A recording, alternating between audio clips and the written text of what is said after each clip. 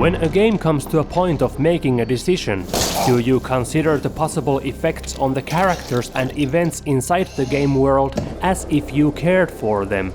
Or are you more intrigued to see the possible changes on the mechanics of the game as a game? In cases of the first option, we could say you are immersed.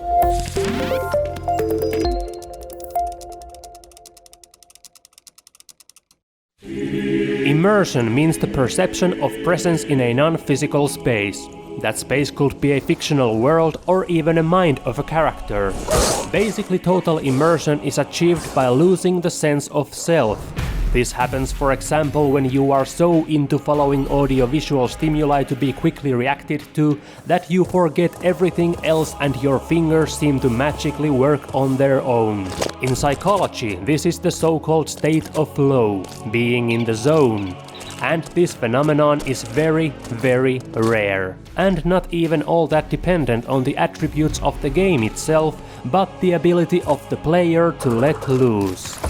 However, immersion being highly subjective, we may call something immersive if it's purposefully trying to do its best to pull us in a virtual universe with a wish we would forget everything else outside of it. So, what kind of gameplay mechanics could be used to make a game as immersive as possible?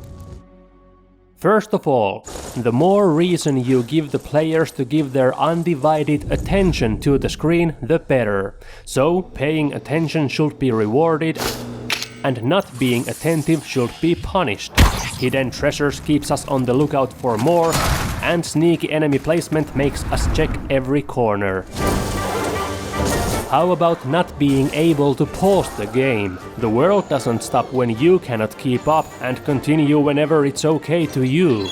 Sadly, this feature is often present only by necessity, going together with online gaming, and not because of its unique impact on the game. How about events and stories proceeding whether you participate or not? Creatures being too busy infighting themselves to even notice you, making the world more believable place that was not constructed only for your entertainment, reminding that you are not the center of the universe. But if you are up for it, you can finish the game and prove otherwise. How about not having a map? Making the navigation depend on your memory, your knowledge of your surroundings, your attention to the game. Maybe remove the need for a map with other aerial views inside the game. Maybe remove all the superimposed HUD elements on the screen, constantly reminding you about the barrier between you, the player, and your avatar, strengthening the distance and difference between the two. The more the game rewards attention, the more attention it gets, and all the attention the game gets is away from everything else outside the game. You see, every time the story changes the medium from a game to a film to a novella, the immersion breaks. Every time there's a long travel with nothing else going on, our minds start wandering off. So why not give us a reason to think there's a lot to miss if we are not gazing the horizon even when traversing a straight path? Why not give us something more to do while we are traveling, turning it into its own minigame?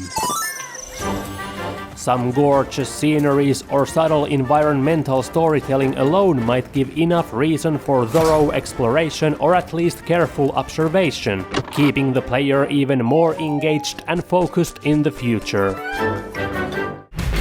So, where something like Thumper could be highly immersive because of its relentless insistence of attention, something like Celeste cannot. Because you have to constantly wipe your sweaty palms reminding you of the controller you are holding. In Thumper you don't have time to do so. Attention alone isn't enough if you don't believe in the game enough to become part of it. We also need authenticity. The game doesn't need to be realistic to feel real. The characters don't need to be humane to be relatable. We just need to understand the risks and rewards in order to feel the sense of danger and safety. Failing a challenge should have as much weight to it as succeeding. And even a fictional universe needs to be coherent, following its own rules. If you can survive a fall from any height into water in gameplay, you could and should hold on to the logic in cutscenes as well. It makes no sense for the characters to whine about a tiny wound on a cutscene if the gameplay lets them survive through multiple major ones, considering we haven't been already trained by other games to treat these differently. We shouldn't. If we are scared and relieved, challenged and awarded, deceived and surprised, we are in. If we feel, the experience is real. The first defining decision in any game design is perspective. Usually, the core mechanics of the gameplay determine which perspective generates more attention and authenticity.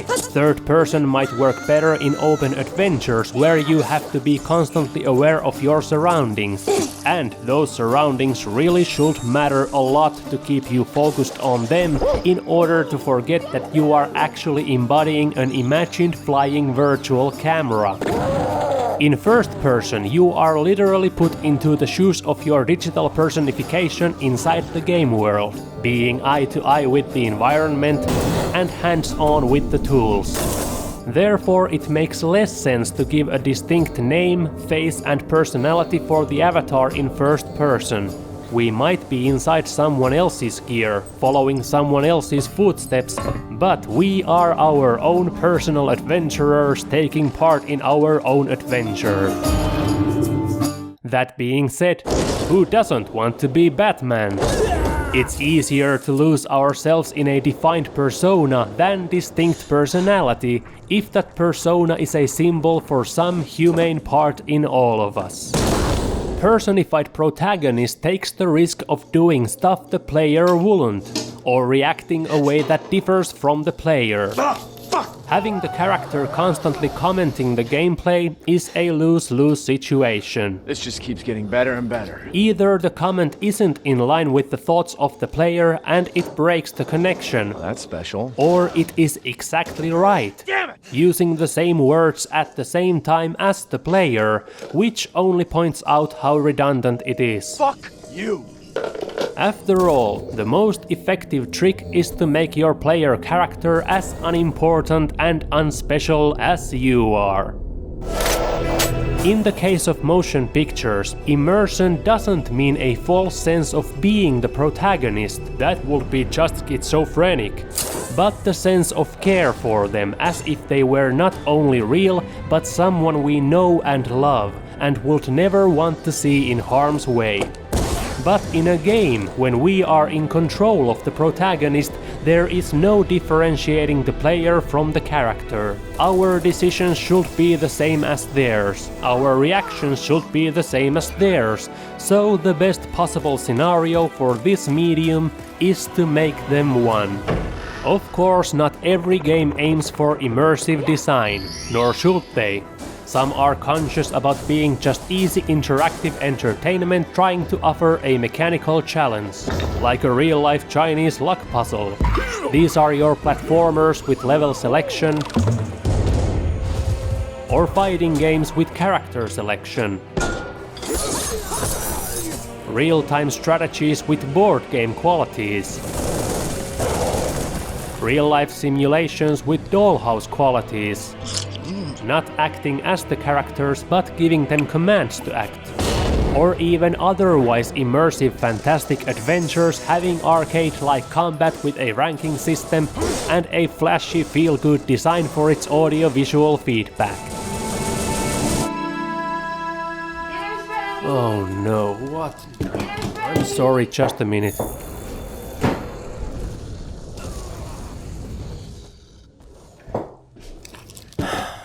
Maybe the biggest force against total immersion are the other people around who aren't interested in video games and cannot understand why you can't just put everything on hold and jump right back into the headspace you just left like nothing happened. So, like I said earlier, After the game has done its best to captivate your attention and imagination, the immersivity of a gaming session depends more on you finding the right conditions. A night off, on your own, in a dimmed room with plenty of time to lose yourself.